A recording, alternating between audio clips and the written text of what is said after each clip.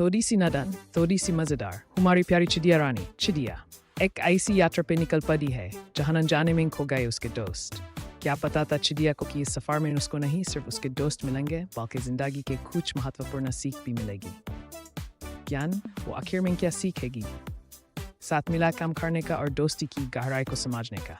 तो चलो हम भी चिड़िया के इस अनोखे सफ़र की शुरुआत करें। उसके संग हर हंसी, हर गुम, हर सीख बांधें। और साथ मिलकर देखें, सुनो सुनो चिड़िया रानी।